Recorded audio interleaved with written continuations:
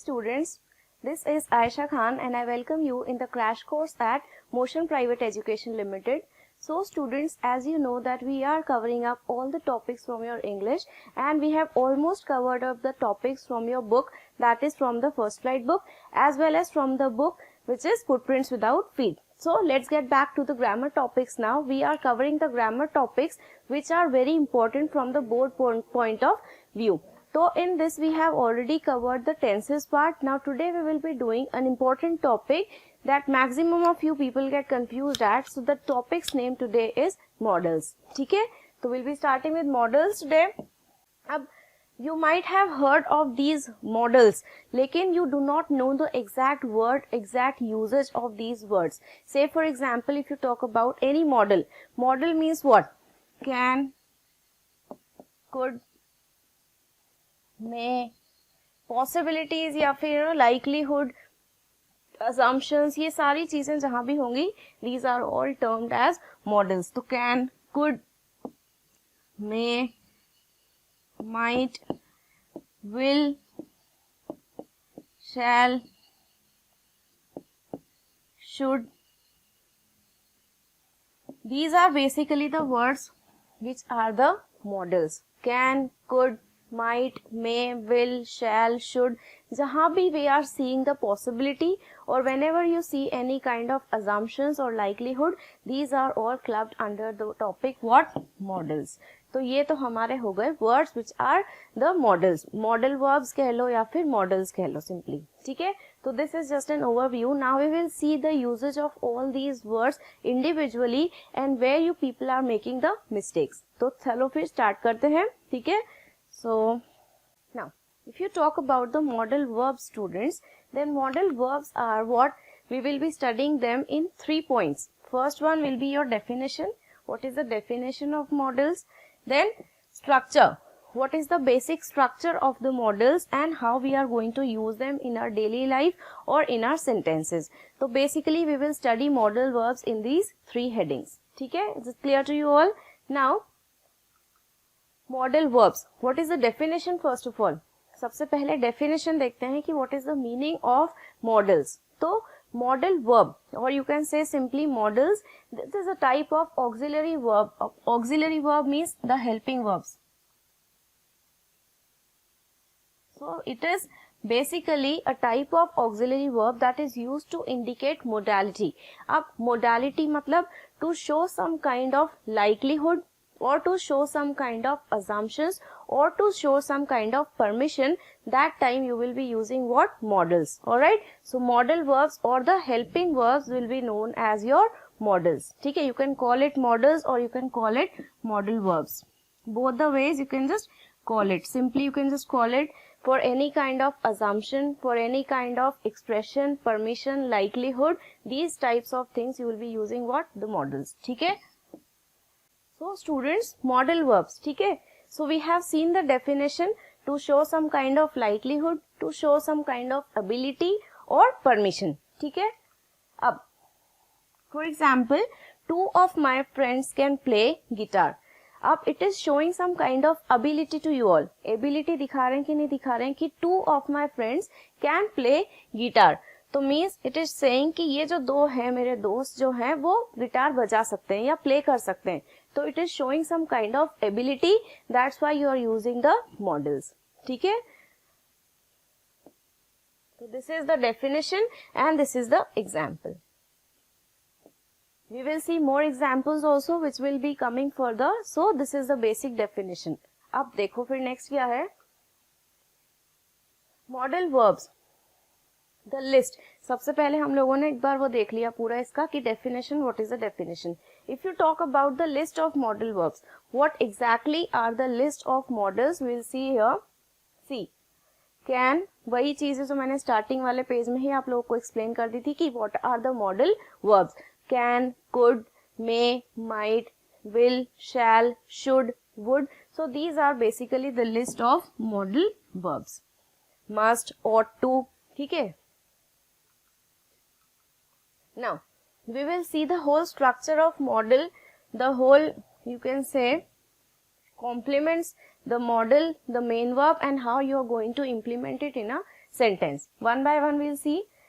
This is the basic structure. 3 definition में या 3 parts में हम लोग मॉडल वर्ब्स को स्टडी कर रहे हैं. So first one we have seen the definition. The second one is your structure. What is the basic structure of the modals? See, subject, कोई भी सब्जेक्ट होगा, say for example I, we, you, he, she, they, it, यही होंगे सारे हमारे subjects. तो this is, you can say, the structure. Now if you say the models, you have taken these 4 to 5 models which I have taken here. तो ये तो हो गई हमारी पूरी टेबुलर फॉर्म में कि स्ट्रक्चर को हम स्टडी कैसे करेंगे. So see the subjects. Subjects will be I, we, you, he, she, it, they. ठीक है. अब मॉडल्स कौन कौन से ले लिए हमने? Say suppose must, say suppose can, should, may और विल. ये हमारे मॉडल्स हो गए लिस्ट. अब you see the main verb. ये तो हेल्पिंग वर्ब्स है हमारे. ठीक है, you can call it helping verbs. Now if you talk about the main verb students, तो main verbs what? Main verb जो एक्चुअल में जो एक्शन वर्ड्स हैं, that will be your main verb. Say for example go, eat, drink, do, कुछ भी जो main verb में होगा या जो भी मेन एक्शन वर्ड है वो हमारा मेन वर्ब हो गया. देन द कॉम्प्लीमेंट, कि गो के साथ क्या होगा? Go to work. या ईट के साथ will eat potato or mango or anything. तो complementary to main subject या main verb. ठीक है, this is how you will form the sentence. अब sentence form कैसे होगा? See, I have taken the example of I must go to sleep. This has been formed. Say for example, I must go to sleep. अब इसका bifurcation देखो. ये पूरा अगर हम एक सेंटेंस में देखें स्टूडेंट्स, तो मीन सेंटेंस हमारा कैसे फ्रेम हुआ? I is your main subject, must is what? Your model, go is your main verb here, एम वी लिख देते हैं अपन इसको. To sleep is the complement here. तो इन सबको मिला के ही you have frame the sentence. I must go off to sleep. ये सारी चीजें देखो सेंटेंस में आ गई और आपका सेंटेंस जो है that is correct grammatically. Now I must go to sleep. तो I here is the subject, must is your model but not the main verb. Again I am repeating कि जो मॉडल वर्ब्स होते हैं they are not the main verbs, they work as the auxiliary verbs. ठीक है, go is your main verb here and to sleep is the complement. Okay, तो I must go to sleep. Now the sentence is making sense. ठीक है, we will take one more example. Although the words are written already, but we will try to frame the sentence ताकि आपको समझ में आ जाएगा how you have to use the model correctly in the sentence. तो ये तो एक example हो गया. Now let's take one more example here. Say suppose he. I have taken he here. He should eat some food. कहीं से भी हम लोगों ने रैंडम कोई सा भी सब्जेक्ट उठा लिया. से सपोज ही, मॉडल वर्ब हमने ले लिया इसमें शुड, ही शुड, ये तो मॉडल हो गया हमारा. Eat is the main verb, he should ईट. अब इसके साथ कॉम्प्लीमेंट क्या करेंगे? अब ईट है तो obviously you will eat something, so it is related to food. तो he should eat some food. Now the making sentence is making sense or not? He should eat some food. Now the sentence is making sense here. So you can use any subject with any model, but it should make some kind of sense. ऐसा नहीं है कि हम लोग eat के साथ लगा देंगे some exercise. तो he should eat some exercise, that is grammatically wrong. तो appropriate word देखना है, helping verb देखना है, main verb देखना है, and then you have to go about applying the complement word. ठीक है, तो ऐसे आप लोग जब सेंटेंस फ्रेम करोगे then the sentence will be making sound and it will be grammatically correct. ठीक है, तो you can use mix and match any word, you can use it with any word, but it should make some sense. ठीक है, तो this is the whole structure of modals. अब देखो modal verbs में कहाँ कहाँ हम लोग गलती कर देते हैं. तो model verbs do not add S or ES to the third person singular. ये चीज बहुत ध्यान में रखने वाली है स्टूडेंट्स कि with the third person singular you do not use S or ES. First और सेकंड पर्सन में हम लोग सिंगुलर में एस और ईएस यूज कर सकते हैं but not with the third person singular. अब third person singular means what, let's take an example and have a look there. He can swim. ठीक है, तो सिंगुलर पर्सन क्या है? He. You are not talking about I, you are not talking about you. Third person हो गया ही. अब ही के साथ हम लोग एस और ईएस वाला वर्ड यूज नहीं करेंगे. ये है सेंटेंस या एक रूल है. तो you will not say he can swim, you will say he can swim. Alright, तो with the third person singular, third person है और सिंगुलर है. Try to understand this thing students कि with third person singular you will not use s or es वाला word, this will go wrong. He can swim will be wrong, he can swim is the correct answer here. ठीक है, तो with modal verbs you do not use s or es, modal verb ही है can. ठीक है, तो इसके साथ हम s और es नहीं लगाएंगे third person singular में. Although we do use s और es in the simple present tense, वहाँ हम लोग यूज करते हैं. ठीक है, but that is the main verb and here it is the helping verb or the modals. Okay, so there is a difference between the helping verbs and the main verbs. All right, now the modal verbs, how do they react in different kinds of tenses? So we have got these 12 kinds of tenses. Simple tenses होंगे, continuous tenses होंगे, perfect tenses होंगे या फिर perfect continuous होगा. These 4 kinds of tenses we have, the whole subdivision we have. Simple tenses तीनों में होंगे, continuous में होंगे, perfect में होंगे and perfect continuous में. तो how these words will be changed related to or according to the tenses, according to the type of tenses. अब simple tenses में how these modal verbs will behave, कैसे behave करेंगे? देखो, simple tenses है. Simple means nothing to change, you have to use the word as it is. So could will remain could. I could work means it is showing some kind of ability कि yes I could work. Possibility या फिर ability कह सकते हैं हम लोग कि हाँ मैं काम कर सकता हूँ. ठीक है, then he could work, it could work, they could work. तो मॉडल जो है हमारा वो सारे में चेंज नहीं हुआ है. The thing you have to note here is the modal does not change with the first person, second person और थर्ड पर्सन. कोई सा भी ले लो, हम लोग सिंगुलर ले लें, प्लूरल ले लें, फर्स्ट पर्सन ले लें, सेकंड पर्सन ले लें, third person, but the modal will remain the same, that is could. तो I could work, they could work, he could work, she could work, whatever. ठीक है, तो this is about your simple tenses. अब continuous में क्या होगा? Could के साथ हम लोग ऐड ऑन कर देंगे be and ING. Why? Because continuous form है तो आईएनजी फॉर्म आना है. मॉडल क्या है? कुड. अब कुड वर्किंग नहीं होगा, could be working. With the continuous tenses you will always use, और the continuous modals you will use be. Could be ING या मॉडल कह लो इसको. कुड जरूरी नहीं है कि कुड ही यूज करना है हम लोगों को, तो यू कैन से लाइक दिस कि मॉडल बी एंड आईएनजी. ठीक है, could be and ing form will be used in the continuous tenses. I could be working, he could be working, she could be working, they could be working. All right, so this is the model continuous tenses. Now perfect tenses में क्या होगा? could के साथ has लग जाएगा या have लग जाएगा obviously. ठीक है, यहाँ हम लोगों ने ले लिया could have. I could have worked, she could have worked, he could have worked या फिर they could have worked. So what will be the change in this? Model के साथ you will use has or have or had according to the tenses. ठीक है, बाकी ये verb का third form है ही सही.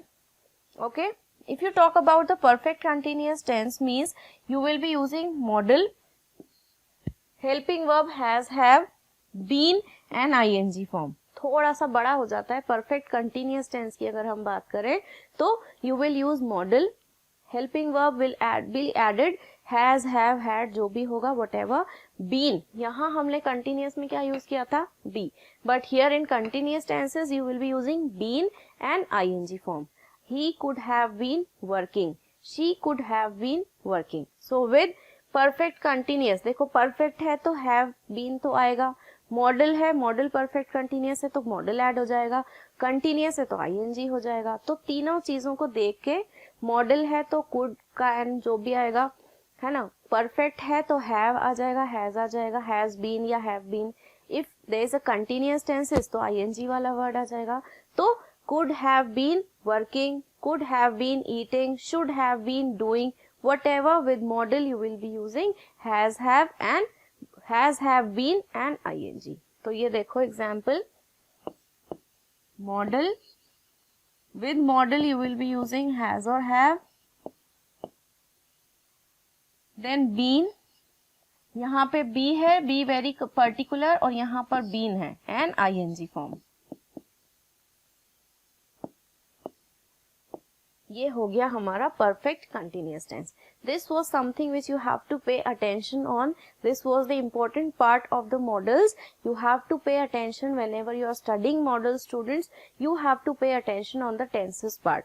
Tenses forms the major mistakes are being committed when you are doing the tenses. तो tenses का ध्यान रखना है, models को कहाँ apply करना है, you have to pay attention to that. And if you know the continuous tenses, perfect continuous tenses, then you can go about easily applying the models.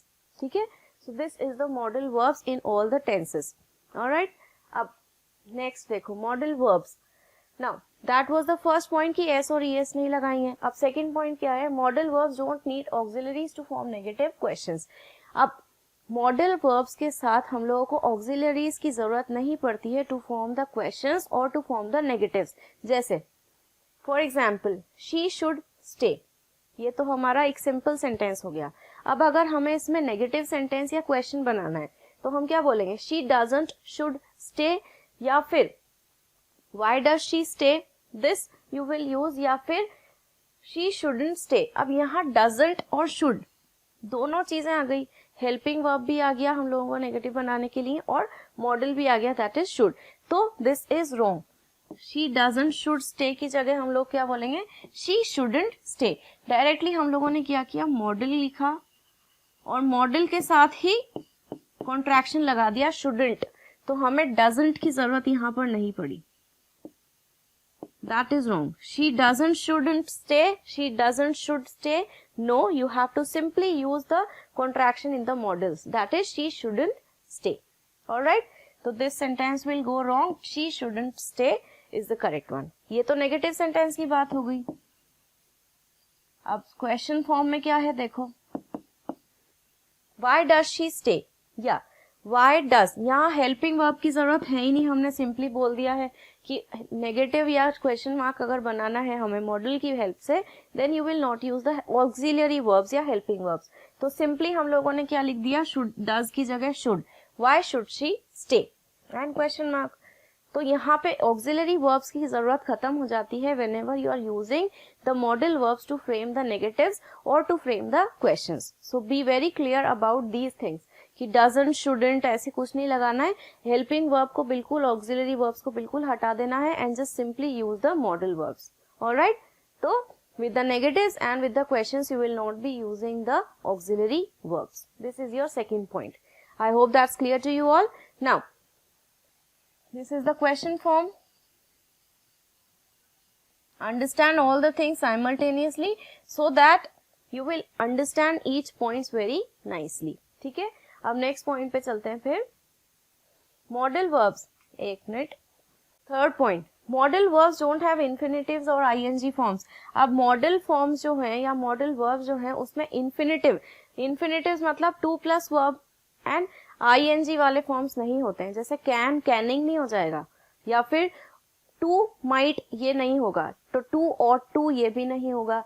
तो विद इन्फिनेटिव्स या with ing form you will not use with models. Okay, say for example can, canning नहीं हो जाएगा, है ना?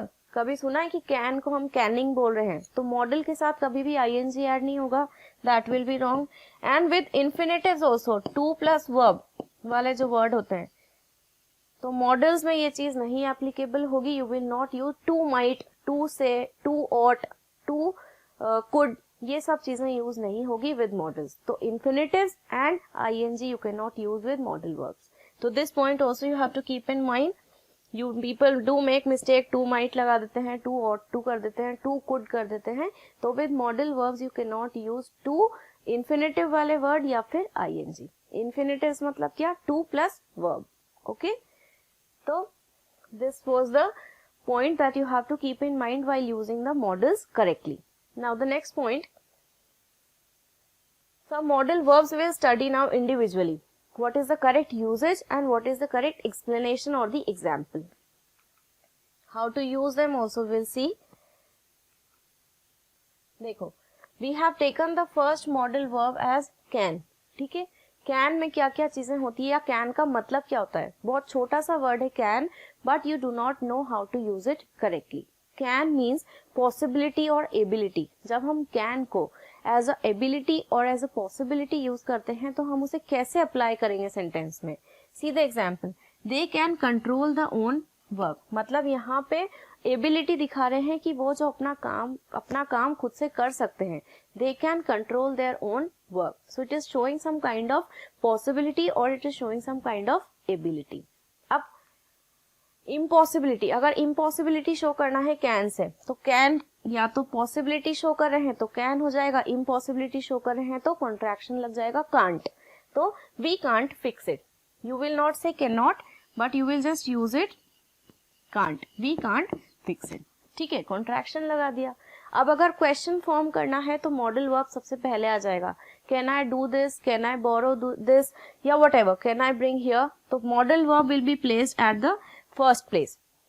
अगर हमें question पूछना है तब भी, and if you are doing some kind of respect mean request also, can I ask for a pen from you, या can I go with can I go for dinner with you. So anything, if you are asking for a request or whenever you are asking a questions, you will be using these modal verbs at the first place. बाकी चीजों में can बाद में आएगा, पहले हमारे subjects आ जाएंगे. लेकिन अगर हम question पूछ रहे हैं या you are making a request, then you will be using can at the first place.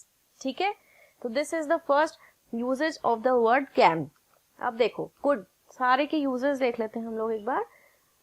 use, जब हमें permission, as a permission use करना है कुड को, तो could I borrow your dictionary. Could permission अगर हम किसी से ले रहे हैं, रिक्वेस्ट कर रहे हैं, तो कुड मॉडल वर्ब सबसे पहले आ जाएगा. Could I borrow some money from you, या could I borrow some dictionary from you, whatever. ठीक है, you are asking for a request, again could will be at the first place. Could you say it again more slowly. Again, whenever you are asking for a request, you are making a permission or anything, could will be used at the first place. Then, if you have to ask about the future ability, I wish she could meet me next week. अब future possibility दिखा रही कि next week में काश वो मुझसे मिल सकती. मिल सकती means she could meet me next week. Okay, so this is showing some kind of future ability here. ठीक है, so this was the usage of the word could. Now let's see more modal verbs. may is again your kind of model. तो use देखते हैं हम, अगर या तो permission में लेते हैं may को, या फिर possibility, may you live long, या may I have another pen. कभी अगर हम पॉसिबिलिटी शो कर रहे हैं कि it may rain today, तो पॉसिबिलिटी हो गई तो may यूज कर लिया. अगर परमिशन लेना है, may I borrow this, may I go out, whatever, तो you have to ask the permission or you have to go for any kind of possibility, then you will be using the word may. May I have another book, या फिर I may finish my homework. Okay, तो permission भी हो गई इसमें और possibility भी हो गई. Now, the next modal verb will be might. अब might का यूजेज हम लोग को क्या होता है स्टूडेंट्स, बड़ा कंफ्यूजिंग सा लगता है कि may might कैसे यूज करते हैं. तो सी, whenever you have to show some kind of possibility, इसमें परमिशन वाली चीज तो हम might यूज नहीं करेंगे. Whenever you have to go for any kind of permission, then you will be using may. But if you have to go for any kind of possibility, then you can use the word might. मतलब we would better phone him tomorrow. They might be eating dinner now. So it shows some kind of possibilities that this might be happening. हम जो assumptions लगाते हैं कि ये चीज अगर हो रही होगी, she might be eating dinner by now, तो पॉसिबिलिटी वाली चीज है या चांसेस होते हैं, तब हम क्या यूज करेंगे, might, and not with the permission. Okay, तो here I have not written the word permission, क्योंकि परमिशन के लिए हम लोग माइट यूज नहीं करेंगे. यूं नहीं बोलते हम लोग माइट आई गो आउटसाइड या might I borrow money. You always say may I borrow money या मे आई गो आउट. तो with permission you can not use might. ठीक है, only with the possibilities you will be using the word might. Now ought to का मतलब क्या होता है? देखो, if you have to say what's right or wrong, she ought to finish by next week. Now you have to show something which, when you have to show that something is right or wrong, using ought to. She ought to finish her work by next week. Yeah, she ought to finish by next week. So whenever you have to show something which is right or wrong, then you will be using ought to. Okay? Now, shall. Future possibility के बारे में बात होगी तो shall use करेंगे. अब offer अगर हमें किसी को करना है तो shall I help you with your luggage. अगर हमें किसी को ऑफर करना है या हम किसी से पूछ रहे हैं shall I go outside with you today या shall I carry your luggage, तो you will be using shall at front place. ठीक है, सबसे पहले आ जाएगा. अब अगर सजेशन देना है शैल वी स्टे 2:30 देन. अगर कोई सजेशन वाली चीज है तो you will be using the word shall at the first place. Shall we do this or shall we stay here today? Whenever you have to show some kind of permission or whenever you have to show some kind of suggestion, at that time you will be using the word shall. ठीक है. अब next, permission के लिए shall I do that with you या फिर shall I do that or will you. तो अगर permission लेना है कि क्या मैं ये कर लूं या फिर तुम कर लोगे तो you will be using the word shall. Okay. Now should. अगर शुड के लिए हम यूज करेंगे, अगर राइट और रॉन्ग के लिए देना है, वी शुड डू दिस या we should solve this problem, कुछ सही या गलत के बारे में अगर हमें बात करना है तो हम कैसे यूज करेंगे? We should solve this problem. ठीक है. And if you have to show some kind of possibility कि फीस, अगर ये चीज हो जाना चाहिए तो fees should decrease every year, तो it is showing some kind of, you can say possibility और you can say some kind of chances कि ऐसा हो जाना चाहिए. तो at that time also you can use the word should. ठीक है. तो fees should decrease every year, एक पॉसिबिलिटी होना चाहिए बेसिकली. अब वुड देखो, वुड क्या है? वुड का यूज हम कैसे करेंगे? As a permission. Would you mind me I brought my friend with me. Would you mind if I brought my friend with me. तो अगर हम एक परमिशन के बारे में बात करें तो किसी से अगर हम परमिशन लेंगे कि would you mind coming with me और would you mind borrowing my pen from you, whatever, तो you have to ask for a permission. You will be using would like this कि would you mind if I borrow or if I brought my friend with me. ठीक है. Now if you have to show some kind of request, you are making a request to somebody, then would you mind waiting a moment? This is how you will use the word would. Next क्या है? invitation अगर हमें किसी को देना है तो would you like to play basketball this Friday? Would you like to play basketball this Friday? So whenever you have to make a kind of permission, then you will use the word model like this, would. If you have to go for some kind of request or if you have to go for some kind of invitation. तीनों में first place पे आएगा क्योंकि permission ले रहे हैं तब भी हम फर्स्ट प्लेस पे मॉडल यूज कर रहे हैं. अगर हम इन्विटेशन दे रहे हैं then also you are using the modal at the first place, and if you are using the permission then also you are using the modal at the first place. ठीक है. So students, we have covered up all the models in this session. I hope that's clear to you all. Let's just revise all the kinds of models which we have studied in this session. So we have studied about can, the usage, the example, could, ठीक है, may, might, would, should, ought to या फिर would. So these are basically, must also is there. So these are basically your models which you are using in your daily life but you are always getting confused. So this is how you have to apply the models correctly, and then do not, which the words which we have seen or the points which we have seen that you do not have to do this, you don't have to do that. ठीक है. I hope you people have understood the whole topic models very nicely. Now what is the meaning of subject verb concord, students? Subject verb concord, or you may say subject verb agreement. So basically this is an agreement between what? Between the subject and between the verbs. ठीक है. तो एक concord होता है, एक agreement होता है between the subject and between the verb. अब किस टाइप का अग्रीमेंट है, what is this agreement all about, when we will be reading this chapter, when we will come to know about the rules of this chapter, then only we will be able to say कि हाँ this is the agreement which the subjects make with the verb. ठीक है, तो let's get started with that. So subject verb concord. Concord मतलब it's a relation or it's an agreement between two things, between the subject and between the verb. Alright, तो देखो subject verb concord. What is the subject first and what is the verb first, and then only we will be studying about some rules which are related to this topic. ठीक है, तो subject verb agreement, the use of finite verb in a sentence is determined by the number and person of the subject. Now when you talk about the verb, the usage of the verb, students, in any sentence, how you will apply the verb in a sentence. Say for example, Raj plays cricket. एक कोई सा भी example ले लिया मैंने, for example Raj plays cricket. अब you can easily detect कि subject क्या है इसमें, सब्जेक्ट इज राज. ठीक, अब plays is what, the verb. अब how you have come to know कि सब्जेक्ट जो है मीन्स वर्ब जो है हमारा, उसको हमें सिंगुलर रखना है या फिर प्लूरल रखना है, प्ले रखना है क्या प्लेज रखना है. Why is this we have used, because of the subject. If the subject here is singular, then you will use the singular form of the verb. Yes or no? This is a very basic rule. Singular verb use कर लेंगे. But if the subject is plural, अगर यहाँ पे राज की जगह हो जाता है दे, तो दे में हम क्या यूज करते हैं फिर, दे प्ले क्रिकेट. तो सब्जेक्ट के अकॉर्डिंग हमारा जो वर्ब है वो चेंज हो जाता है. Cricket will remain as it is, क्योंकि इस पे तो कुछ चेंज नहीं हुआ हमारा. लेकिन अगर हम सब्जेक्ट देखें कि यहाँ पे सिंगुलर सब्जेक्ट है, तो you have used the singular verb.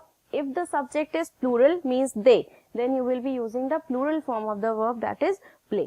ठीक है, तो प्लेस तो हम कब यूज करेंगे, जब सिंगुलर सब्जेक्ट होगा, या फिर और अगर हमें प्लूरल सब्जेक्ट के साथ यूज करना है तो हम प्लूरल वर्ब क्या यूज करेंगे, प्ले. तो this is how the subject and verb goes together, and this is an agreement कि सब्जेक्ट के अकॉर्डिंग ही हमें वर्ब को प्लेस करना है. Otherwise what will happen, the sentence will go wrong, grammatically wrong हो जाएगा. ठीक है, तो this is the concord which the subject and the verb makes between themselves. Alright, अब sentence देखो. See, the use of finite verb is determined by the number and person of the subject. किससे determine होगा verb हमारा, according to the number and according to the person of the subject. ठीक है, this is known as subject verb agreement or subject verb concord.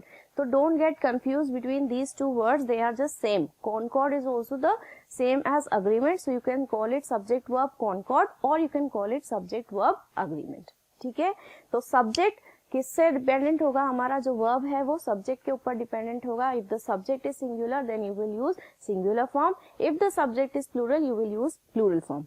ये तो एक basic rule है. But what is the change in this?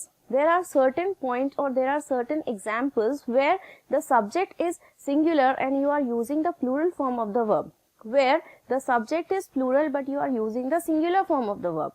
तो वो कौन कौन से ऐसे instances हैं, कौन कौन सी ऐसे cases हैं जो हमें ये सब चीजें करना होता है. तो we will study about all those rules in this topic basically. ठीक है, तो ये तो हम लोगों का एक पूरा डेफिनेशन हो गया, बेसिक चीज हो गई कि singular subject singular verb, plural subject plural verb. अब चेंजेस कहाँ होंगे, एक्सेप्शंस कहाँ होंगे, that we will be studying in detail in this chapter. ठीक है, तो ये तो हमारा एक सिंपल एग्जाम्पल हो गया. ठीक है, तो they are making the agreement here basically.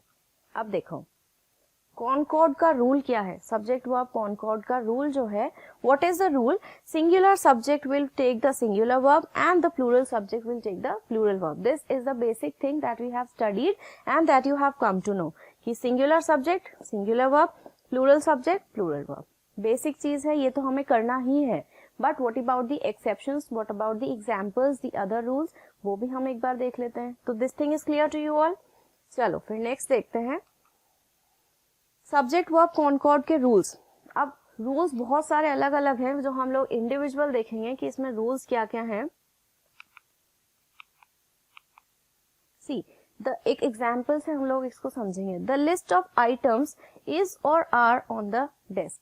एक सेंटेंस दे रखा है, the list of items is या आर ऑन द डेस्क. ठीक है, now if you know that list is the subject then you will choose is for the verb. The list of items is on the desk. देखो example को समझो ढंग से.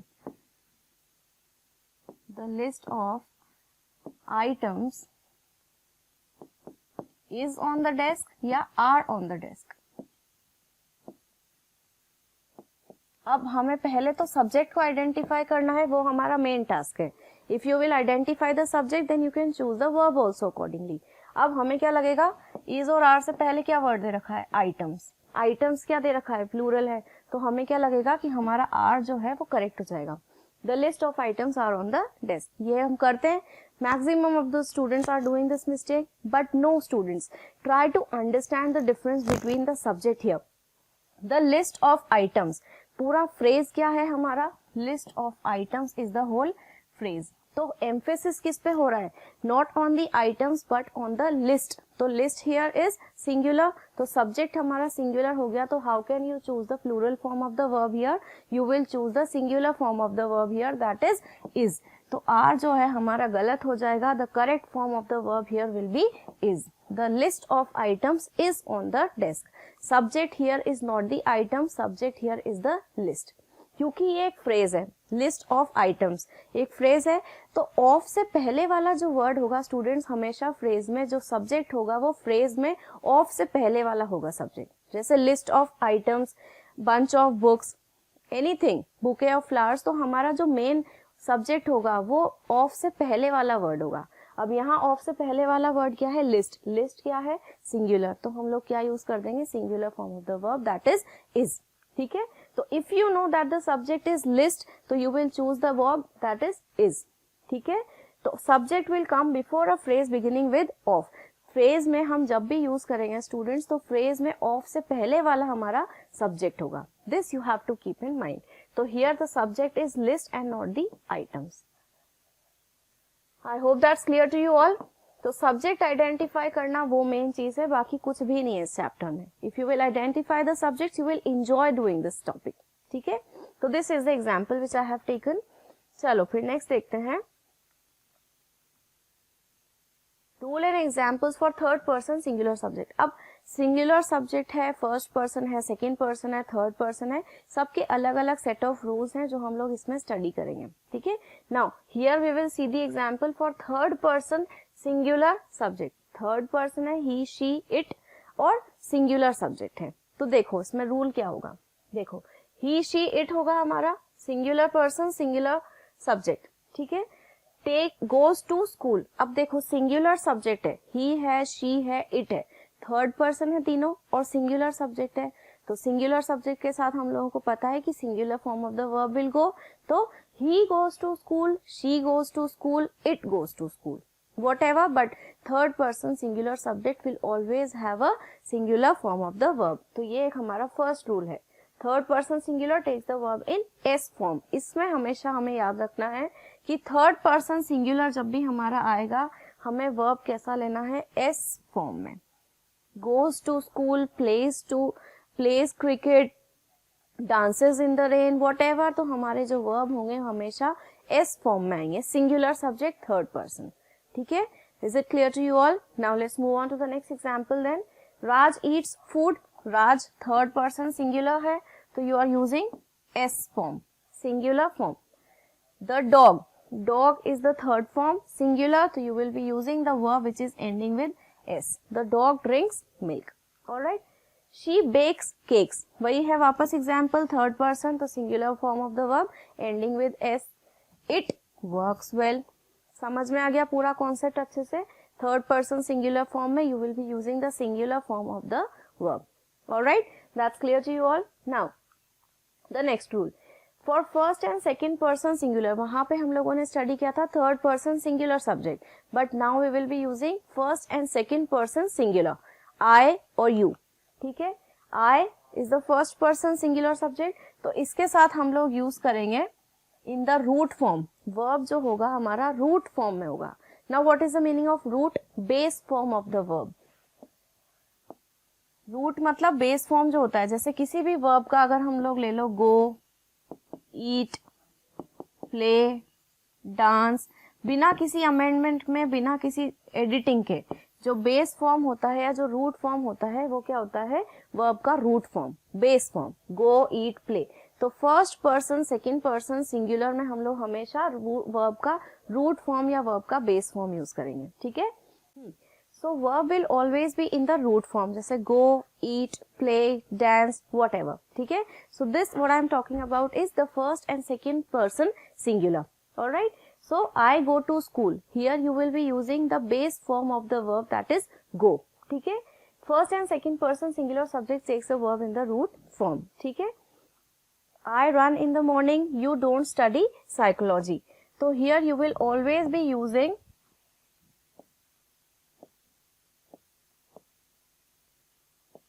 the base form of the verb.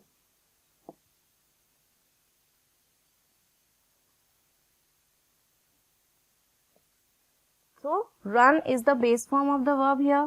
Study is the base form of the verb. So with the first and second person singular, you will always use the verb in the base form or in the root form. Alright. Now rule and example for first and second person singular subject. वापस वही है rules example. I go to school. तो first form में रहेगा, base form में हमारा. I eat salad. देखो eat here is the singular and the base form. First and second person में हम लोग यूज करेंगे हमेशा वर्ब का base form. You wear nice clothes. तो वेयर एज इट इज हम लोगों ने बेस फॉर्म यूज कर दिया, फॉर्म. ठीक है. Base form. It's not BF stands for base form. ठीक है. Base form of the verb you used. Now rules and examples for first, second and third person plural. अभी तक हम बात कर रहे थे स्टूडेंट सिंगुलर सब्जेक्ट्स की. But now when we will be talking about the plural subject, first person, second person, third person, तो rule क्या होगा, क्या verb होगा, base form होगा, दूसरा form होगा. Let's see and check out. तो देखो, you, we, they all go to school. First and second person, third person, तीनों persons ले लिए इसमें. I तो हो गया हमारा first person, you हो गया हमारा second person, he, she, it, they. अब इसमें दे तो यूज करना है हमें, ही तो यूज करना नहीं है क्योंकि प्लूरल की बात हो रही है. तो आई फर्स्ट पर्सन हो गया, यू सेकंड पर्सन हो गया, दे थर्ड पर्सन. ये सब चीज सब लोगों को पता होगा. First, second, third person plural की बात है इसलिए हम लोगों ने दे यूज कर लिया या फिर वी यूज कर लेंगे. ही, शी होगा नहीं क्योंकि वो सिंगुलर की बात हो गई थी. ये चीजें अगर आ गई इसमें हमारी, तो क्या होगा, plural subjects take the verbs in root form.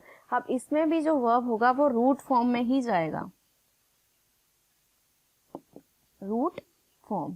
Say for example we attend our class, third person plural.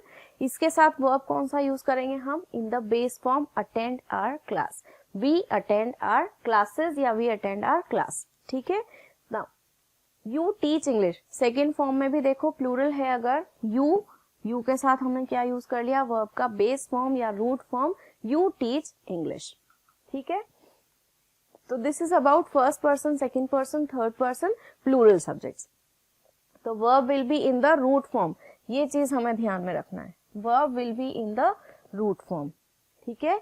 And first, second, third person, I hope that's clear to you all. Plural में अगर हम लेते हैं तो first person में अगर हम ले रहे हैं तो सिंगुलर प्लूरल की बात ही नहीं होगी, आई आ जाएगा सिंपली. अगर सेकेंड पर्सन की हम बात करें तो भी यू ही यूज होगा. And if you talk about the plural form of the verb in third person तो वी और दे हो जाएगा and not he, she, it, क्योंकि वो सिंगुलर है. ठीक है. तो this is the rule for the first, second, third person in plural. Now rule and examples for first, second and third person plural. वापस से उसके और एग्जांपल्स हम लोग देख लेते हैं. वही I, we, you, they, we, you, they all go to school. तो इसमें हमेशा वर्ब जो है वो रूट फॉर्म में जाएगा. Say for example they learn yoga, third person plural, तो बेस फॉर्म में आ गया वर्ब हमारा. ठीक. All of them eat vegetarian food, all of them third person plural, तो इसके साथ क्या हो गया हमारा, वर्ब का बेस फॉर्म हो गया ईट, लर्न. ठीक. तो this is the example of the first, second, third person subjects with plural. ठीक है. तो वर्ब किस में आ जाएगा, बेस फॉर्म में. Now for two or more singular nouns referring to the same person, दो और दो से ज्यादा नाउन है अगर एक ही पर्सन को हम रेफर कर रहे हैं तो हमारा वर्ब किस फॉर्म में जाएगा. Let's take an example.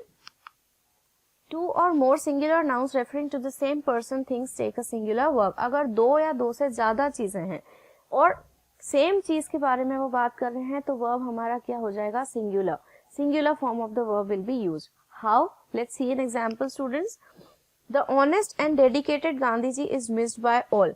Honest and dedicated किसके लिए यूज किया है, गांधी जी. तो सब्जेक्ट हमारा क्या है, सिंगुलर है कि नहीं है, द ऑनेस्ट एंड डेडिकेटेड. तो you are referring to the same person, same noun. Common noun क्या है इसमें, मीन सेम नाउन जो है वो क्या है, गांधी जी. डेडिकेटेड भी गांधी जी के लिए है, ऑनेस्ट भी गांधी जी के लिए है. तो अगर सेम टॉपिक्स हैं, एक ही बंदे के लिए बात कर रहे हैं हम, तो फॉर्म, वर्ब का फॉर्म कौन सा हो जाएगा, singular form, that is missed by all. ठीक है, this you have to pay attention. The honest and dedicated Gandhi ji is missed by all. ठीक है, एक और एग्जाम्पल देखो. Rotten and stinking tomato. बात किसकी हो रही है, टोमेटो. तो टोमेटो क्या है, सिंगुलर है, तो क्या यूज कर लेंगे, singular form of the verb. रॉटन भी यही, इसी के बारे में बात हो रही है, सड़ा हुआ. Stinking is also spelling bad. तो बात किसकी हो रही है, टोमेटो की. Was thrown away. तो you are using the singular subject, you will be using singular form of the verb. ठीक है, दो कॉमन चीजें हैं या फिर दो कुछ भी टॉपिक हैं, अगर सेम ही चीज के बारे में बात हो रही है तो singular form of the verb will be used. I hope that's clear to you all. Now let's move on to the next rule. यही ध्यान में रखने की चीज है सब्जेक्ट वर्ब अग्रीमेंट में. अगर हम सब्जेक्ट को आइडेंटिफाई कर लेते हैं then you can easily go about applying the verb. ठीक, next, rule and examples for two or more singular nouns referring to the same person. वापस वही है, दो या दो से ज्यादा कुछ चीज अगर हम एक ही बारे में बात कर रहे हैं, एक ही नाउन के बारे में रेफर कर रहे हैं, तो क्या होगा, C takes the singular verb. Obedient and good dog. Obedient भी कौन है, डॉग है, और गुड भी कौन है, डॉग है. तो डॉग की बात हो रही है तो क्या हो जाएगा, watches. Singular form of the verb will be used. ठीक, President Obama along with his wife. President Obama, बात किसकी हो रही है, Obama. Along with his wife, अब उनकी वाइफ है तो उन्हीं की वाइफ, मीन्स बात किसकी हो रही है, ओबामा की. तो president Obama along with his wife is greeting everyone. Along with his wife, अब आप ये नहीं सोचोगे इसमें कि दो सब्जेक्ट है, ओबामा एंड वाइफ. बात तो एक ही की हो रही है, Obama along with his wife. दोनों साथ में है तो वो एक ही कंसीडर होगा subject, and you will use the singular form of the verb that is. You will not use are. Obama along with his wife are greeting everyone. This is the major mistake students कि हम देख लेते हैं कि यार यहाँ तो दो सब्जेक्ट है तो why not go for the plural form of the verb. But हमें ये चीज देखना है कि सब्जेक्ट तो एक ही है, उन्हीं के साथ उनकी वाइफ जा रही है तो हम उसको एक ही कंसिडर करेंगे, and you will use the singular form of the verb. Obama along with his wife is greeting everyone. ठीक है, सब्जेक्ट हमारा ओबामा ही है. Alright, that's why you will be using the singular form of the verb. Alright, this thing you have to keep in mind. Now, rules and example for more than one subject joined by or, nor or either.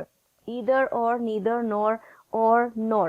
अब इसमें क्या होगा, अगर sentence जो है हमारा join हो रहा है with these words or, nor, either or, neither, nor, then what will be the case or what will be the status of the verb? More than one subject joined by or, nor, either, or, neither, nor takes the singular verb. This you have to pay attention कि singular verb लेंगे. कैसे? Neither Varun nor Rohan was present. ना तो वरुण था ना रोहन, तो दोनों में से कोई भी नहीं था, तो neither nor के साथ हम लोग हमेशा singular form of the verb will be used. तो neither Varun nor Rohan was present. ये चीज ध्यान में रखना है कि दोनों में से कोई भी नहीं था तो हम यूज क्या कर देंगे, singular form of the verb that is was. Neither Rohan nor Varun was present. Then no passenger or baggage was left unchecked. No या नॉर, नो और नॉर जो भी है, और से अगर ज्वाइन हो रहा है, जैसे नो को तो हम कंसिडर नहीं कर सकते. नो पैसेंजर और बैगेज, और बैगेज या, ठीक है, ना तो पैसेंजर ना बैगेज उसमें छूटा था. ठीक है, तो दोनों में से कुछ भी नहीं या दोनों में से एक भी नहीं, तो इन दोनों के साथ भी हम लोग क्या यूज करेंगे, the singular form of the verb that is was. No passenger or baggage was left in unchecked या लेफ्ट अनचेक्ड. ऑलराइट, तो ईदर और, नीदर, नॉर और, नॉर, इनमें हमेशा हमारा क्या वर्ब होगा, use singular form of the verb will be used. This you have to keep in mind. ठीक है, next, two singular nouns connected by or nor takes a singular verb. अब देखो, या तो और से कनेक्ट हो रहा है सेंटेंस या फिर नॉर से कनेक्ट हो रहा है। दो नाउन्स हैं या दो चीजें हैं, और या नॉर से अगर कनेक्ट हो रहा है, ज्वाइन हो रहा है, तो singular form of the verb will be used. कैसे? Neither Charles nor Benjamin was present there. Neither nor चीज दोनों आ गई, नीदर या नॉर से अगर हो रहा है तो singular form of the verb will be used. These rules you have to keep in mind, students, and you have to memorize these rules. Otherwise, what will happen? You will forget. तो neither nor वाली चीज अगर आ रही है, join हो रहे हैं sentences, nouns तो दोनों अलग अलग हैं। neither Charles एक noun हो गया, nor Benjamin दो nouns हैं, दोनों join किससे हो रहे हैं? neither और nor। तो singular form of the verb will be used। ठीक है? neither he nor his dad, ना तो वो ना उसके पापा। ठीक है? तो neither he nor his dad is good at driving। Sentence join किससे हो रहा है? नीदर और नॉर से। तो फॉर्म ऑफ द वर्ब कौन सा यूज कर दिया? Singular form of the verb. ठीक है? When one of the nouns connected by or nor is plural, the verb must be plural। अब इन दोनों में से अगर एक नाउन प्लूरल है तो वर्ब क्या होना चाहिए? प्लूरल होना चाहिए। And the plural subject will be place next to the verb. और प्लूरल सब्जेक्ट जो है वो वर्ब के प्लेस कहाँ पे प्लेस हो जाएगा? Next to the verb. How? Let's see an example. Subject verb rule 1। One rule देखो इसका, two or more singular or plural subjects joined by and acts as a plural compound subjects and takes a plural verb। दो subjects हैं, दो separate subjects हैं, join हो रहे हैं by and, then you will be using plural form of the verb. Alright, how? You can check the verb by substituting the pronoun they for the compound subject। अब हम इसे check कर सकते हैं, how? By placing the pronoun they। अगर हम इससे satisfy कर रहे हैं कंडीशन को, तो हमारा जो सेंटेंस है वो करेक्ट है। जैसे फॉर एग्जाम्पल ये देखो, if two nouns join by and किससे हो रहे हैं? Join by and represents a singular idea. अब अगर एक सिंगुलर आइडिया रिप्रेजेंट कर रहे हैं तो वर्ब सिंगुलर हो जाएगा। Try to understand these two rules students. यहाँ पे हम लोगों ने बात करी थी कि दो सिंगुलर सब्जेक्ट्स हैं या प्लूरल सब्जेक्ट हैं। Say for example, Raj and Ram are playing football. ठीक है? Two or more singular subjects joined by and acts as a plural compound subject।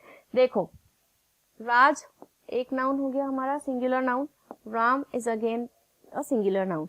दोनों को ज्वाइन कर दिया हमने विद द वर्ड एंड, तो दो अलग अलग लोग हो गए, means it will be considered as two separate units. और इसमें हम यूज क्या कर देंगे? Are playing cricket. You will use the plural form of the verb here, क्योंकि दो अलग अलग नाउन्स हैं और दोनों मिलके अगर खेल रहे हैं and it is joined by and, then you will be using the plural form of the verb that is are. ठीक है? ये तो एक चीज हो गई। अब नेक्स्ट रूल क्या बोल रहा है इसमें कि अगर जॉइंड बाय एंड है और एक सिंगुलर आइडिया रिप्रेजेंट कर रहे हैं, then the verb will go in singular. How?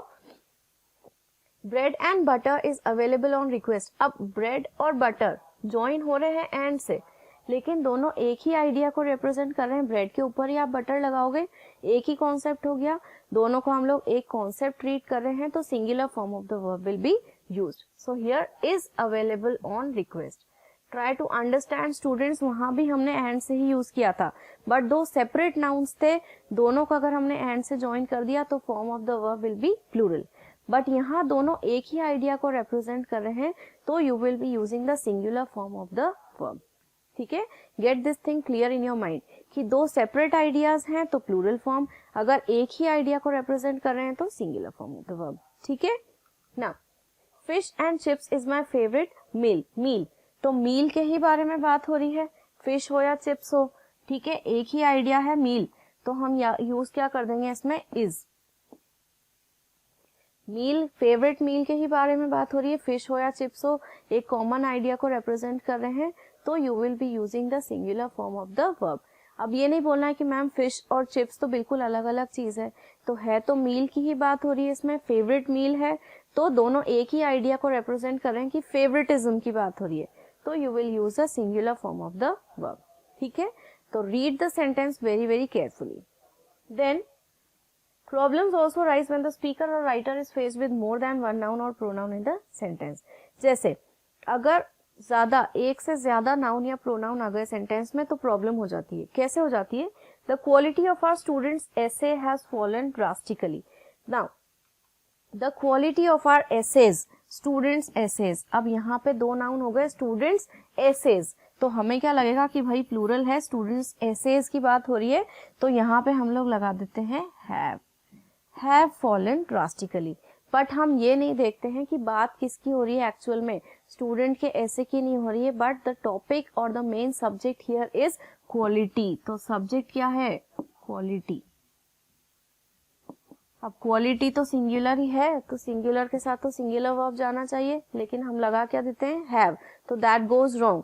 So you have to keep in mind the subject. अगर सब्जेक्ट समझ में आ गया, this is not the subject, essays is not the subject here, but quality is the subject. तो quality is singular, that's why you are using the singular form of the verb. तो have नहीं होगा, has will be used. ठीक, तो अगर दो या दो से ज्यादा नाउन आ जाते हैं, प्रोनाउन आ जाते हैं, तो you have to keep in mind कि इसमें मेन पंच क्या है? quality of our students essays. Quality पे फोकस करना है and not the students essays.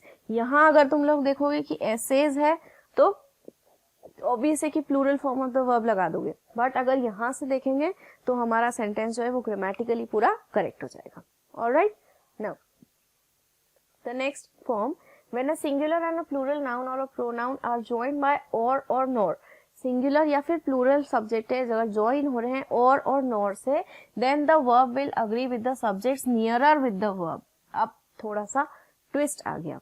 अभी तक हम क्या कर रहे थे? ईदर और नीदर नॉर में singular form of the verb लगा रहे थे, बट अब अगर सेंटेंस है, दो सब्जेक्ट्स है, जॉइन हो रहे हैं ईदर और या फिर or nor, then the verb will agree with the nearest subject. जो नियरेस्ट सब्जेक्ट होगा वर्ब से, उसके अकॉर्डिंग हमें वर्ब को प्लेस करना है. Now how? The girls or their father collects the newspapers every morning. Girls or their fathers, or से join हो रहा है. अब नियरेस्ट सब्जेक्ट क्या है? फादर.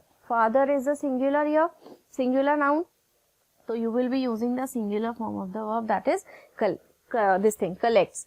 अगर गर्ल्स यहाँ होता, द फादर और द गर्ल्स, तो हम बोलते कलेक्ट, लेकिन नियरेस्ट सब्जेक्ट से अग्री करवाना है, फादर सिंगुलर है, तो हमने क्या यूज कर दिया? Singular form of the verb will be used. ठीक है, so whenever the sentence is joined by or nor, then the verb will agree with the nearest subject. तो थोड़ा सा उसी का ही कॉन्ट्राडिक्शन समझ सकते हैं हम कि ईदर और नीदर नॉर को, वहां तो हम बोल रहे थे कि singular form of the verb will be used, but here you have to agree the subject with the nearest subject. Verb जो है वो नियरेस्ट सब्जेक्ट से अग्री करेगा. ठीक है, तो you have to keep this thing in mind. Now in this example, the singular verb collects is dependent on the nearest verb, that is father. ठीक है, now nouns which have two parts such as spectacles, scissors, pants requires a plural verb. अब basic चीज students, pants जो है वो दो part है. ठीक है, आप पैंट एक साइड तो पहनोगे नहीं. सिजर्स की अगर हम बात करें तो पेयर ऑफ सिजर्स पेयर में ही आएगी, एक सिजर तो आप काटोगे नहीं, एक साइड से होगा तो. ठीक है, similarly spectacles has got two parts. ठीक है, तो इन दो चीजों में हमेशा हम प्लूरल वर्ब यूज करेंगे क्योंकि ये ऑटोमेटिकली ही प्लूरल फॉर्म में आते हैं. दे कम इन पेयर्स, तो you will be using the plural form of the verb for these words. whenever a word is having two parts, जैसे spectacles है, it comes in pairs. scissors है, it comes in pairs. If you talk about pants, it also comes in pairs. तो these words will always take the plural verb. ये हमें समझ लेना चाहिए कि scissor अगर हम एक ही बात करेंगे scissor की, तब भी pair में ही आएगी वो, तो उसके साथ हम हमेशा क्या यूज करेंगे? plural form of the verb. Say for example, my spectacles are missing. अब यहाँ पे एक ही spectacles की बात हो रही है, लेकिन पेयर में है तो हम हमेशा क्या यूज कर देंगे? Plural form of the verb. The scissors या these scissors need sharpening, तो you will be using the plural form of the verb with these words. ठीक है.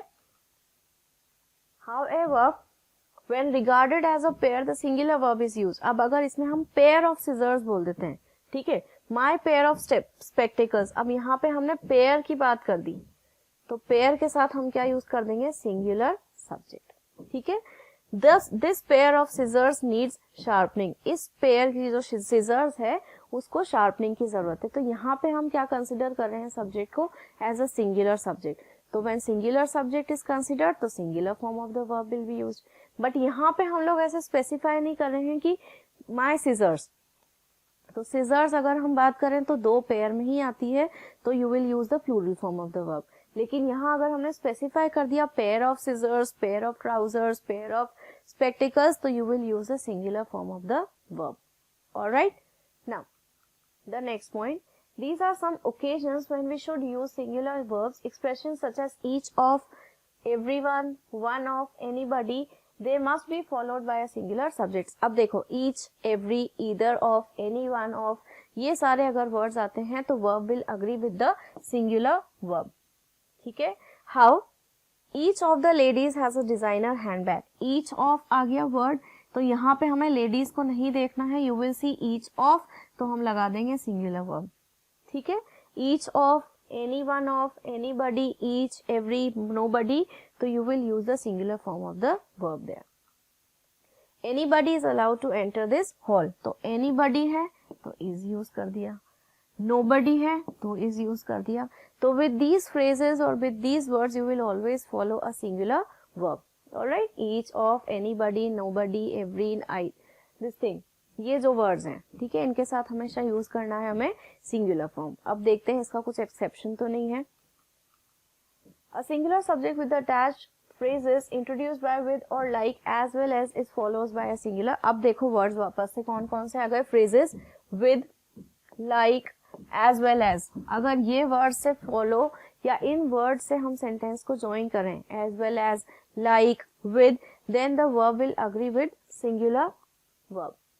Singular verb will be used. Say for example, the boy with several others. Boy with several others. Join किससे कर दिया हमने, with. तो you will agree or the verb will be used as a singular verb. Was late for school. The boy with several others was late for school. Mei-Ling like John is tall for her age. तो Mei-Ling is like John. तो like से join कर दिया तो हमने क्या use कर दिया, singular form of the verb. Tom as well as Fred is one of the first ship. तो Tom के साथ हमने join कर दिया as well as, so you have used the singular form of the verb here. तो like, with, as well as अगर हम use कर रहे हैं, the verb will be used as singular form, ठीक है।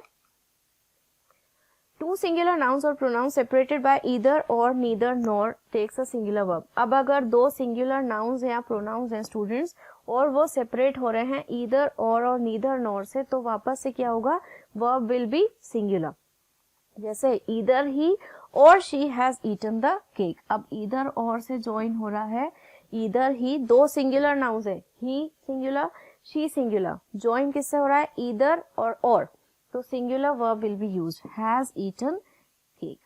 either he, या तो इसने या फिर उसने केक खाया है, ठीक है, तो singular form of the verb will be used। then neither Meera nor Gopal, Meera singular subject, Gopal singular subject, join किससे हो रहा है, neither और nor, तो क्या हो जाएगा, knows anything about the accident, तो singular verb is used, ठीक। दो singular nouns हैं, separate nouns हैं, join हो रहे हैं either और neither nor से, तो हम क्या यूज करेंगे, singular form of the verb। alright, now amounts, अगर हम amounts की बात करें, say for example डॉलर्स, पैसे, किलोमीटर्स, कुछ भी अगर ऐसी बात है, अगर प्लूरल है तब भी सिंगुलर वर्ब ही यूज होगा। Say for example $60 is too much to pay for that dress. $60 amount है, भले ही प्लूरल में है, लेकिन हमें क्या यूज करना है, सिंगुलर, क्योंकि वो जो अमाउंट है वो एक ही कंसिडर होगा। $60 एक अमाउंट की ही बात कर रहे हैं हम, अगर हम ड्रेस परचेज करने की बात करें, ठीक है।